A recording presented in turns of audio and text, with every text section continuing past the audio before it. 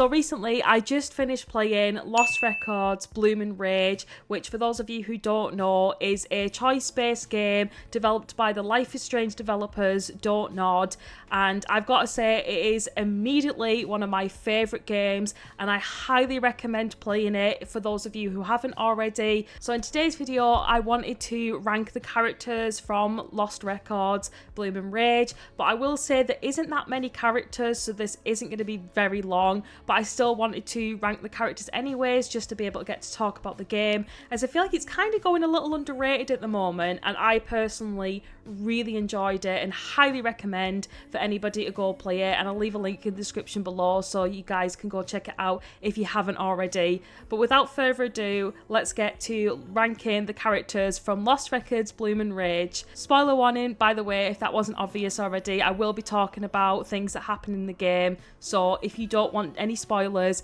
I'd skip this video now, go play the game and come back to this at a later date. But without further ado, let's get to the list. Starting off my ranking is a character that I feel like is a little bit underrated. I don't see many people talking about this girl or romancing her, and that is of course Autumn, who I absolutely love. I didn't romance her in my playthrough, I romanced Nora, but if I definitely was to play the game again, she will 100% be the one I would be romancing next. I did see at the end of the game that statistically she is the least romanced character out of all the members of 𝗪𝗪𝗡𝗏𝗪𝗡, which I personally don't understand why, because I absolutely love her and I definitely want to romance her when I play the game again. I feel like she's getting a little bit misunderstood. She does have this like tough exterior, but when you get to know her, she's a massive softie and she'd be quite funny, and I personally love her, so for me she's going straight in fave.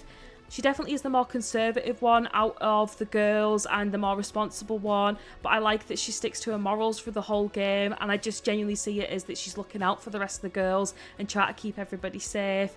But let me know what you guys think of Autumn, because I personally love her. Now moving on to a character which is massively beloved in the Lost Records fandom, and that is Kat, which I don't even want to talk about what happens to her because it already made me cry buckets at the end of tape 2, and I'm still personally hoping that she's still alive, maybe in the abyss or something. I'm not too sure how it works, it's obviously been left a mystery, but my heart is holding on to that she's still alive somehow.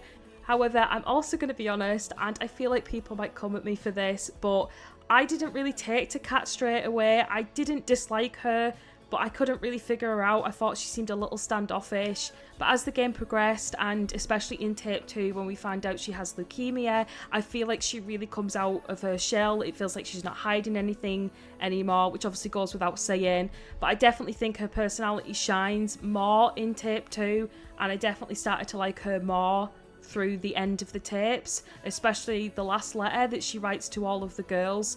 I feel like you can really see a true self through those letters that she left for all of them. So now she's obviously one of my faves as well, just like all the girls from 𝗪𝗪𝗡𝗏𝗪𝗡. It's going to be no surprise that she is also going in fave. I also feel like I didn't actually explain the tier. I've just realised I've been immediately ranking them without even explaining. Favourite is self-explanatory. Cool is like just maybe a character that I like but isn't quite my favourite. You Better Stop is characters that I want to like but I feel like they're doing certain things, or maybe they're written a certain way that's stopping me from liking them 100%. This tier is for the characters that are on thin ice basically. We like you, but there needs to be some improvement there. And See You in Hell is for obviously the characters that are just absolute hate, no redemption whatsoever. We will be seeing them in hell like the song, which is an absolute banger by the way, I'm obsessed with it.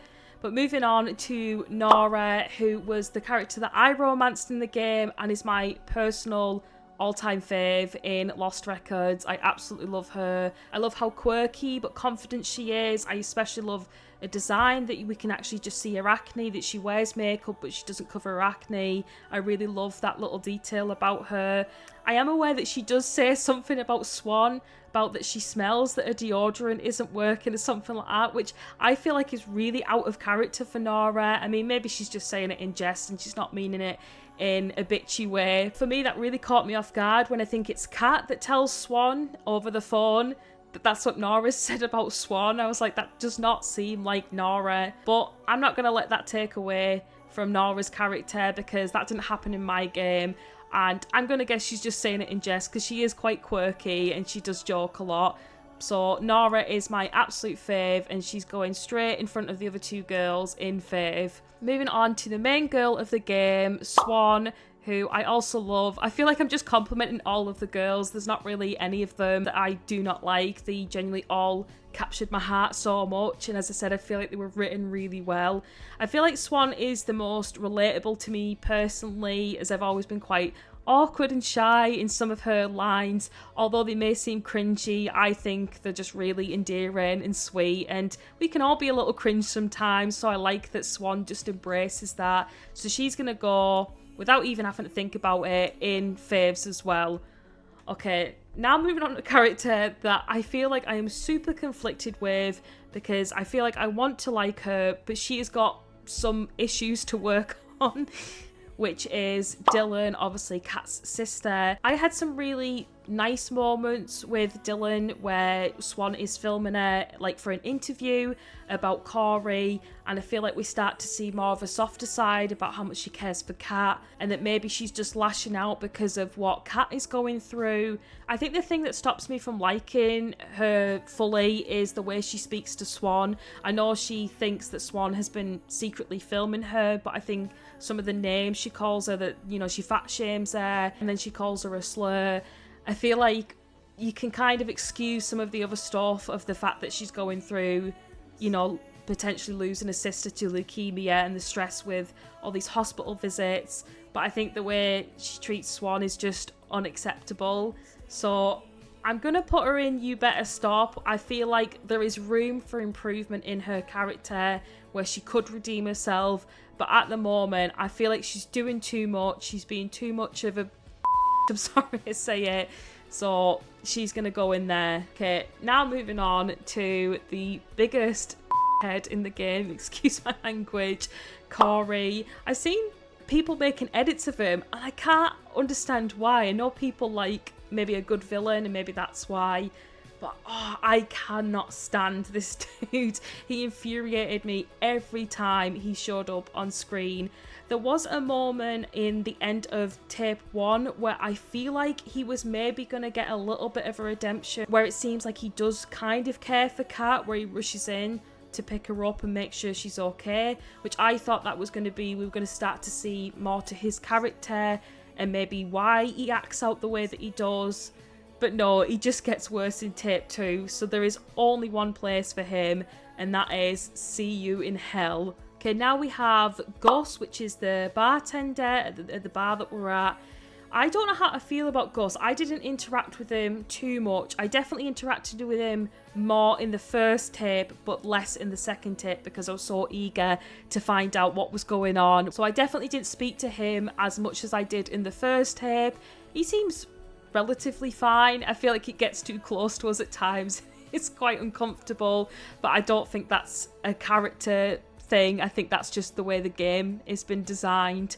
However, I feel like there's something about him. I feel like there's a little mystery there and I don't know why. So I feel like he can only just go in... I can't decide between Cool and You Better Stop because I feel like there's something about him and maybe I'm completely misreading things, but for some reason I don't fully trust him. He's been nothing but friendly to us, but I feel like he's hiding something. I don't know why. So it may seem like an odd choice, but I have to go with my gut feeling and I'm going to put him in You Better Stop. And now moving on to what I believe is the last character in the game. As I said, there isn't very many characters in Lost Records, but if I have missed any, please let me know down in the comments below. Our last character being Pam, who is the woman sat at the bar having a conversation with Gus, who apparently you can convince them to start flirting maybe, or something like that. I know there was a scene at the end where it looks like they were going to hold hands and they didn't, and I feel like that's because of my choices and I could have had an effect on that, which I had no idea I could. Pam seems really sweet. She is actually the woman who you speak to when Swan goes to clean up the bar after the concert. You can look for her book for her and then have a conversation with her, and she's really sweet. She seems like she's completely on the girl's side and feels bad about the way the concert turned out. She kind of alludes to the fact that she might know that there's something going on in Velvet Cove, this mystery surrounding the Abyss. She doesn't directly mention the Abyss, but it seems like she's had her own experience in some sort of way. And she seems really sweet, and I like the fact that she, you know, stuck up for the girls. There's not really much else we know about her unless I missed it in my playthrough. I didn't really interact with her all that much in the bar. I spoke to her as much as I could during the part where you can find her book for her, but in the bar I didn't speak that much to her as I was very eager to get back to Autumn and Nora to find out what was in the package. But she seems fairly nice. I don't really have anything against Pam. Obviously she's not a favourite because we don't really know that much about her, but she seems sweet enough, so I think the best place for her is in Cool. And with that being said, that is the list all done. Please let me know down in the comments below what you think of my list. I know this wasn't too long. As I said, there isn't very many characters in Lost Records, but hopefully if this becomes a series, it's something I can revisit if we meet more characters. Let me know who your favourites are, and if there's any characters that you dislike, or if there's any characters that you think are underrated, or if you've got any controversial opinions about Lost Records. I'd love to have a conversation down in the comments below. I really love this game, so I'd love to be able to talk to anybody about it. So please feel free to leave your opinions down in the comments below. And thank you so much for watching. I really hope you guys enjoyed this video. If you did, please don't forget to hit that like button and subscribe, as it really does help me out. And I hope to see you guys in the next video.